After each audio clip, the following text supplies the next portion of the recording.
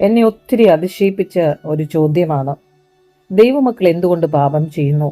ദൈവദാസന്മാർ, വിശ്വാസികൾ, വിശ്വാസത്തിൽ നിൽക്കുന്നവർ, ഫൈവ് ഫോൾഡ് മിനിസ്റ്റർ ചെയ്യുന്നവരെല്ലാം എന്തുകൊണ്ടാണ് പാപം ചെയ്യുന്നത്? നമ്മൾ കാണുന്നുണ്ട്, ഏത് പാപത്തിലും വീഴുന്ന വിശ്വാസികളെയാണ് നമ്മൾ കാണുന്നത്. നമ്മളെല്ലാവരെയും കൂടെ ഒരു കൂട്ടത്തിലെടുക്കുമ്പോൾ എന്തുകൊണ്ടാണ് ദൈവമക്കൾ പാപം ചെയ്യുവാൻ ഇടയാകുന്നത്? എന്തുകൊണ്ടാണ് കുറ്റകൃത്യത്തിൽ ഏർപ്പെടുന്നത്? എന്തുകൊണ്ടാണ് നമ്മളെ എല്ലാവരും വിധിക്കുന്നത്? അപ്പോൾ ഇതിനുള്ള ഒരു ചോദ്യം യോഹന്നാന്റെ ലേഖനത്തിൽ 3-ാം അധ്യായത്തിൽ അതിൻ്റെ 8-9 വാക്യങ്ങൾ പറയുന്നു, പാപം ചെയ്യുന്നവൻ പിശാചിന്റെ മകനാകുന്നു. പിശാജ് ആദ്യം മുതൽ പാപം ചെയ്യുന്നുവല്ലോ. പിശാചിന്റെ പ്രവർത്തികളെ അഴിപ്പാൻ തന്നെ ദൈവപുത്രൻ പ്രത്യക്ഷനായി. എന്നാൽ 9-ാമത്തെ വാക്യത്തിൽ പറയുന്നു, ദൈവത്തിൽ നിന്ന് ജനിച്ചവൻ ആരും പാപം ചെയ്യുന്നില്ല, അവന്റെ വിത്ത് അവനിൽ വസിക്കുന്നു, ദൈവത്തിൽ നിന്ന് ജനിച്ചതിനാൽ അവന് പാപം ചെയ്യുവാൻ കഴിയുകയില്ല. അപ്പോൾ ദൈവത്തിന്റെ മക്കളാണെന്നും ആരെന്നും പിശാചിന്റെ മക്കൾ ആരെന്നും ഇതിനാൽ തെളിയുന്നു. ഓക്കെ, സോ ഇത് ഒത്തിരി എന്നെ ചിന്തിപ്പിച്ച ഒരു വാക്യമാണ്. ഇനി ഇതിനൊരു ക്ലാരിറ്റി നമ്മുടെ എല്ലാവരുടെയും ജീവിതത്തിൽ ഉണ്ടാകണം. നമ്മളെല്ലാവരും ഏറ്റവും കൂടുതൽ പരസ്പരം കുറ്റം വിധിക്കുവാൻ ആഗ്രഹിക്കുന്നവരാണ്. ഒരു ദൈവപൈതലിനെ എടുത്താൽ മറ്റൊരു ദൈവപൈതൽ കുറ്റം വിധിക്കാൻ അവർ ഭാവിയാണ്, അവർക്ക് ഈ സ്വഭാവമാണ്, ആ സ്വഭാവമാണ്. ഒത്തിരി കോൺസിക്വൻസിലൂടെ എല്ലാവരും അങ്ങോട്ടും ഇങ്ങോട്ടും ഒക്കെ കുറ്റപ്പെടുത്തിക്കൊണ്ടിരിക്കുന്ന ഒരു ലോകമാണ്. പലരും പറയുന്നത് കേട്ടിട്ടുണ്ട്, അന്യഭാഷ പറയുകയും ചെയ്യും, ഈ പാവവും ചെയ്യും, പൈസ പലിശയ്ക്ക് കൊടുക്കും, പിന്നെ സഭയിലുള്ളവരുമായിട്ട് ചില പ്രേമബന്ധങ്ങൾ, ചില പാപബന്ധങ്ങൾ, ഇങ്ങനെ പല ചോദ്യങ്ങളിലൂടെ ഉത്തരം പോകുമ്പോൾ അതിനെല്ലാം ഉത്തരമായി എടുക്കുവാൻ ആഗ്രഹിക്കുന്നത്, നമ്മളെപ്പോഴും നോക്കുമ്പോൾ ബൈബിൾ എഴുതിയിരിക്കുന്നത് ഗ്രീക്ക് ഭാഷയിൽ, പുതിയ നിയമം, പഴയ നിയമം ഹിബ്രൂസ് ലാംഗ്വേജിലുമാണ്. അപ്പം നമ്മൾ ആ പെർഫെക്റ്റ് ആ ഒറിജിനിലേക്ക് പോയാലേ നമുക്ക് ചില കാര്യങ്ങൾ മനസ്സിലാകത്തുള്ളൂ. അപ്പോൾ ഞാനിത് 3 നമ്മുടെ ഇപ്പോൾ നമുക്കത് ട്രാൻസ്ലേറ്റ് ചെയ്യപ്പെട്ട് കിട്ടിയത് ഇംഗ്ലീഷ് ലാംഗ്വേജ്, മലയാളം ലാംഗ്വേജ്, എല്ലാവരുടെയും ഭാഷയിലേക്ക് ട്രാൻസ്ലേറ്റഡ് ആയിട്ടുണ്ട്. അപ്പോൾ ഗ്രീക്കിൽ എന്താണ് എഴുതിയിരിക്കുന്നതെന്ന് ആ ഗ്രീക്ക് വാക്യം ഒന്ന് വായിക്കാം. സോ ഹോ ഗെഗെന്നെമെനോസ് എക്ടു thou au poe mortian ho sperma aut menen auto kai au dainathai mortan ഹോത്തിയാക് ടു തൗ ഗഗനൈതേ. ചെറിയ വ്യത്യാസം ഉണ്ടെങ്കിൽ ക്ഷമിക്കുക. അപ്പോൾ ഞാനിത് ആദ്യമായിട്ടാണ് ഗ്രീക്കിൻ്റെ ഒരു ലൈൻ ഇങ്ങനെ വായിക്കുന്നത്. സോ ഇംഗ്ലീഷിൽ എഴുതിയിരിക്കുന്നു, whoever has been born of God does not continue in sin, for his seed remains in him and he cannot continue to sin because he has been born of God. So ദൈവത്തിൽ നിന്ന് ജനിച്ചവർ പാപത്തിൽ സ്ഥിരമായി ജീവിക്കുന്നില്ല. അതിന് ഒറ്റ word 2 പ്രാവശ്യം repeat ആണ്, continue. അവിടെയാണ് നമ്മൾ ഫോക്കസ് ചെയ്യേണ്ടത്. ദൈവമക്കൾ ഫോക്കസ് ചെയ്യേണ്ട ഒരു കാര്യം, ബിലീവേഴ്സിന്റെ ഇടയിൽ പാപം ചെയ്യപ്പെടുമ്പോൾ, അവർ കുറ്റകൃത്യത്തിൽ ഏർപ്പെടുമ്പോൾ, അവരെ വിധിക്കുമ്പോൾ നമ്മൾ അറിഞ്ഞിരിക്കേണ്ട കാര്യം, ഓരോ വ്യക്തികളും സ്വന്തമായി മനസ്സിലാക്കേണ്ടത് continue in sin, continue to sin, continue in sin, continue to sin, because he has been born of God.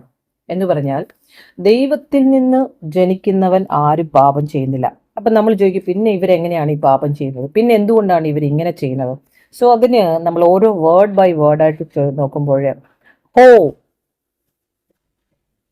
The എക് ഫ്രം, തൗ to thou God, okay, au not, poe commits, mortian sin, so sperma the seed, autu his, mene remains, abides, en auto in him, kai and au dynathe cannot, marthan. So മോർത്താൻ എന്നാണ് ഞാൻ നേരത്തെ വായിച്ചത്, sorry, Marthanda, ഒരു എ അവിടെ വരുന്നുണ്ട്, അർത്ഥാൻ, ടു സിൻ, ഹോത്തി ബിക്കോസ്, എക് ടു തൗ ഓഫ് ഗോഡ്, ഗഗനൈതൈ has been born. Okay, so നമ്മളിവിടെ ഫോക്കസ് ചെയ്യുന്നത് എങ്ങനെയാണ് ദൈവത്തിൽ നിന്ന് ജനിച്ചത് പാപം ചെയ്യുവാൻ ഇടയാകുന്നത്? നമ്മളിത് കൂട്ടി വായിക്കുമ്പോൾ ദൈവത്തിൽ നിന്ന് ജനിച്ചത് പാപം ചെയ്യത്തില്ല, പിശാചിന്റെ മക്കളാണ് പാപം ചെയ്യുന്നത്. അപ്പൊ നമ്മൾ എങ്ങനെയാണ് പാപം ഇങ്ങനെ നമ്മളിലേക്ക് വരുന്നത്? നമ്മൾ എങ്ങനെയാണ് അത് ചെയ്യാൻ ഇടയാകുന്നത്? So that means born again means ഒരിക്കൽ ജനിച്ചതാണ്. എന്നാൽ പുതിയ ദൈവ സ്വഭാവം വിശ്വാസികളുടെ ഉള്ളത്തിൽ സ്ഥിരമായി നിലനിൽക്കും. ഓക്കെ, സോ സ്ഥിരമായി നിലനിൽക്കുമ്പോൾ പാപം ജീവിത ശൈലിയാകാൻ കഴിയത്തില്ല. സോ ദൈവമക്കൾക്ക് ഉള്ളത്തിൽ പരിശുദ്ധാത്മാവ് എന്ന സീഡ് വന്നു കഴിയുമ്പോൾ അവർക്ക് കണ്ടിന്യൂഷനായിട്ട് പാപം ചെയ്യാൻ കഴിയത്തില്ല. ഓക്കെ, സോ അവരുടെ ഉള്ളത്തിൽ ആ പരിശുദ്ധാത്മാവ് സ്ഥിരമായി വസിക്കുകയാണ്. അതുകൊണ്ടാണ് വിത്തുള്ളത് കൊണ്ട് പാപം ചെയ്യുന്നില്ല എന്ന് പറയുന്നത്. പക്ഷെ വീണ്ടും പാപം ചെയ്യുന്നു. പക്ഷേ ഇതില് പാപം പതിവായി തീരുകയില്ല. It's not become continuation. Amen. So ഇതിലൂടെ ഞാൻ നിങ്ങളോട് പറയുവാൻ ആഗ്രഹിക്കുന്നത്, 1 യോഹന്നാൻ 1-ാം അധ്യായത്തിന്റെ 8 മുതൽ 9-ാം വാക്യത്തിൽ പറയുന്നു, if we say we have no sin, ഞങ്ങൾക്ക് പാപമില്ല എന്ന് പറയുന്നത് നമ്മളെ തന്നെ വഞ്ചിക്കുകയാണ്. പക്ഷേ അവനെ വെളിപ്പെടുത്തിയാൽ, ദൈവത്തിൻ്റെ മുൻപിൽ നമ്മൾ ഏറ്റുപറഞ്ഞാൽ അവൻ നമ്മളോട് ക്ഷമിക്കുമെന്നാണ്. അതേപോലെ തന്നെ അതേ അധ്യായത്തിന്റെ 3:10 പറയുന്നു, by these the children of God are manifest. ഇതുവഴി ദൈവത്തിന്റെ മക്കൾ പ്രവൃത്തിയിലൂടെ നല്ല വ്യക്തികളായി കാണപ്പെടുന്നു. സോ നീതി ചെയ്യാത്തവനും സഹോദരനെ സ്നേഹിക്കാത്തവനും ദൈവത്തിൽ നിന്നുള്ളവരല്ല. 2 പത്രോസ് 1:4 പറയുന്നു, പാർട്ടക്കേഴ്സ് ഓഫ് ദ ഡിവൈൻ നേച്ചർ, ദൈവ സ്വഭാവത്തിന് പങ്കാളികളാകുന്നു, പാപാതീതമായി ജീവിക്കാൻ കഴിയും. ഓക്കെ, സോ നമ്മൾ ഇവിടെ നോക്കേണ്ടത് ദൈവത്തിൽ നിന്ന് വന്ന രക്ഷ നമ്മുടെ ജീവിതത്തെ മാറ്റുവാനാണ്. ലോകരക്ഷിതാവെന്നാണ് യേശു. അവൻ ദൈവമായിരിക്കെ ജഡത്തിൽ വന്നു എന്ന് നമ്മൾ വിശ്വസിക്കുന്നു. അവൻ്റെ ആത്മാവ് നമ്മുടെ ഉള്ളത്തിൽ വന്നു എന്ന് വിശ്വസിക്കുന്നു. നമ്മൾ പുതിയതായി ഗഗന്നെമെനോസ് എക്തുതൗ, പുതിയ സൃഷ്ടിയായി സ്ഥിരമായി ആത്മീയ ജീവൻ നൽകിയിരിക്കുകയാണ്. ഇനി നമ്മളാണ് അതിൽ വളരേണ്ടത്. We are growing day by day spiritually. So children of God cannot live habitually in sin. ദൈവത്തിന്റെ മക്കൾ പാപം ജീവിതശൈലിയാക്കാൻ കഴിയുകയില്ല. അവർ പാപം ചെയ്യും, പക്ഷെ അവരുടെ ജീവിതത്തിന്റെ ശൈലി, അവർക്ക് ഗിൽറ്റി കോൺഷ്യസ് ഉണ്ടാകും. അതുകൊണ്ടാണ് ഹോളി സ്പിരിറ്റിനെ, പരിശുദ്ധാത്മാവ് നിങ്ങളിലേക്ക് വരുമ്പോൾ പാപത്തെക്കുറിച്ചും നീതിയെക്കുറിച്ചും ന്യായവിധിയെക്കുറിച്ചും നിങ്ങൾക്ക് ബോധം തരുമെന്ന് പറഞ്ഞത്. 1 യോഹന്നാൻ 3:14 പറയുന്നു, സ്നേഹം ദൈവമക്കളുടെ ഒരു അടയാളമാണ്. സോ പാപത്തെ പിതാവാക്കി തീർക്കുമ്പോൾ നമ്മൾ ദൈവത്തിൻ്റെ ജനിച്ച മക്കളല്ല, പിശാചിൻ്റെ മക്കളാണ്. എന്ന് പറഞ്ഞാൽ കണ്ടിന്യൂഷനായി ചെയ്യുമ്പോൾ, അതിനെ സ്നേഹിക്കാൻ തുടങ്ങുമ്പോൾ, ദൈവമക്കൾ ഓൾവേസ് ചെയ്ത പാപം അല്ലെങ്കിൽ എന്തെങ്കിലും കണ്ടിന്യൂഷനായിട്ട് വരുമ്പോൾ അവർക്കത് ഗിൽറ്റി കോൺഷ്യസ് ഉണ്ടാകും. That means holy spirit is inside them. So repentance restores, occasional sin is forgiven. So കണ്ടിന്യൂഷനായിട്ട് ദൈവമക്കൾക്ക് പാപം ചെയ്യാൻ പറ്റത്തില്ല. അവരുടെ ഉള്ളതിൽ ഗിൽറ്റി കോൺഷ്യസ് വരും. കാരണം യിരെമ്യാവിന്റെ പുസ്തകം 17-ാം അധ്യായത്തിൽ പറയുന്നു, അതിൻ്റെ 8-9 വാക്യങ്ങളിൽ പറയുന്നു, ഹൃദയത്തെ വിവേചിക്കുന്നവനാർ. ദൈവം നമ്മുടെ ഹൃദയത്തെ വിവേചിക്കുന്നു. ആമേൻ.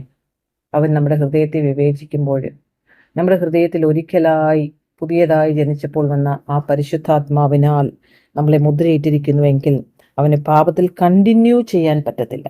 എക്സാമ്പിൾ പറഞ്ഞാൽ ദാവീദ്, ഹി സിൻഡ് അഗെയിൻസ്റ്റ് ഗോഡ്. പക്ഷേ സങ്കീർത്തനം 59 അവൻ റിപ്പൻറ്റൻസിലേക്ക് വന്നു. യൂദാസ് പാപം ചെയ്തു, പക്ഷേ ഒരിക്കലും അവൻ റിപ്പൻറ്റ് ചെയ്തില്ല. ആമേൻ. സോ അവൻ പിശാചിന്റെ പൈതലായി മാറി. പത്രോസ് ഡിനായ് ചെയ്തു യേശു കർത്താവിനെ. Amen. So he become the child of God. ഖായീൻ തൻ്റെ സഹോദരനെ വെറുത്തു, കൊലപാതകം ചെയ്തു, അവൻ പിശാചിന്റെ മകനായി.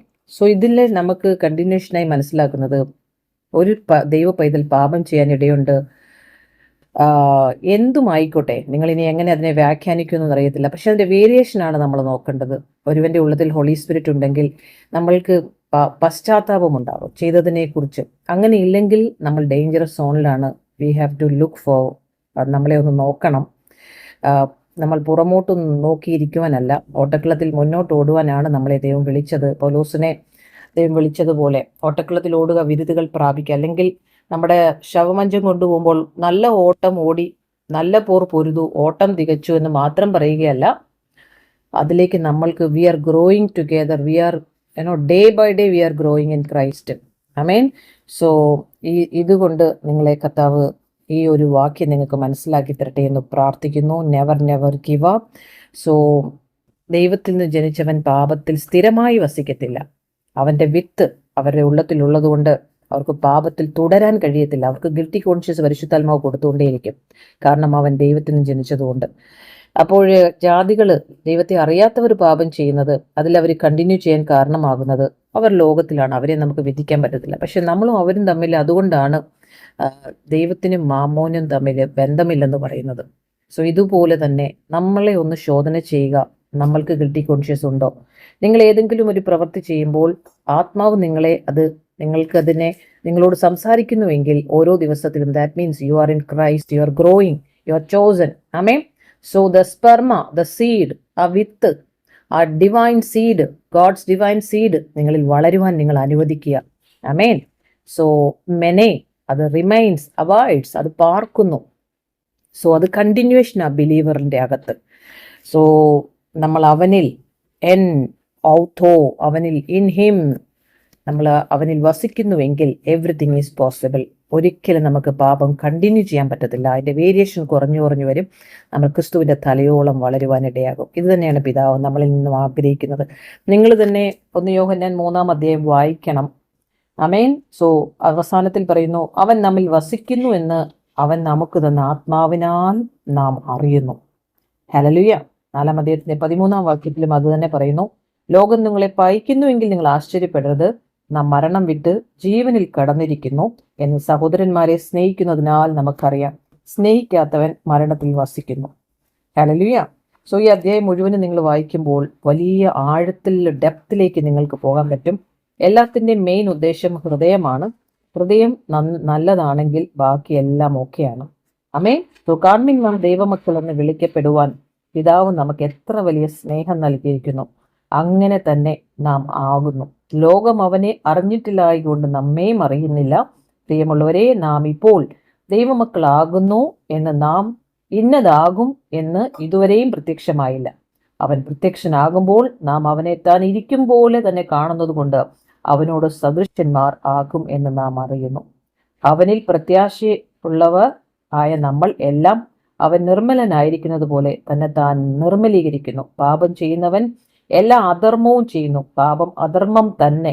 പാപങ്ങളെ നീക്കുവാൻ അവൻ പ്രത്യക്ഷനായെന്ന് നിങ്ങൾ അറിയുന്നു. അവനിൽ പാപമില്ല.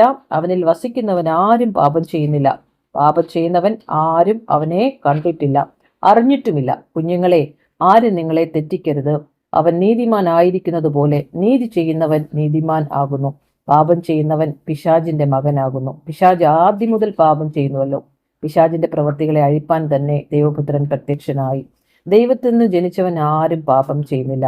അവന്റെ വിത്ത് അവനിൽ വസിക്കുന്നു. ദൈവത്തിൽ നിന്ന് ജനിച്ചതിനാൽ അവന് പാപം ചെയ്യാൻ കഴിയുകയുമില്ല. ദൈവത്തിന്റെ മക്കൾ ആരെന്നും പിശാചിന്റെ മക്കൾ ആരെന്നും ഇതിനാൽ തെളിയുന്നു. നീതി പ്രവർത്തിക്കാത്തവൻ ആരും സഹോദരനെ സ്നേഹിക്കാത്തവനും ദൈവത്തിൽ നിന്നുള്ളതല്ല.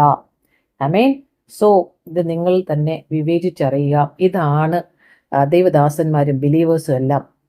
നമ്മൾ പാപം ചെയ്യുന്നു, അവരെന്തുകൊണ്ട് അങ്ങനെ ചെയ്യുന്നു, പരസ്പരം കുറ്റം വിധിക്കാതെ നമ്മുടെ ആത്മീയ വളർച്ച നമ്മൾ തന്നെ ഇമ്പോർട്ടൻസ് കൊടുക്കുക. നമ്മുടെ ഉള്ളത്തിൽ വന്ന ആ വിത്തിനെ നമ്മൾ വളർത്തുക. Let it grow in Christ. Hallelujah. So ഹോ Gegenemenos ek tu tau au poe martian sperma au tu mene en oto kai oto dainate martan hoti ek tu tau gegenaitai. Okay. So ദൈവത്തിൽ നിന്ന് ജനിച്ചതൊക്കെയും ലോകത്തെ ജയിച്ചിരിക്കുന്നു. ലോകത്തെ ജയിച്ച് ജയമോ നമ്മുടെ വിശ്വാസം തന്നെ. Have A blessed day. God bless you.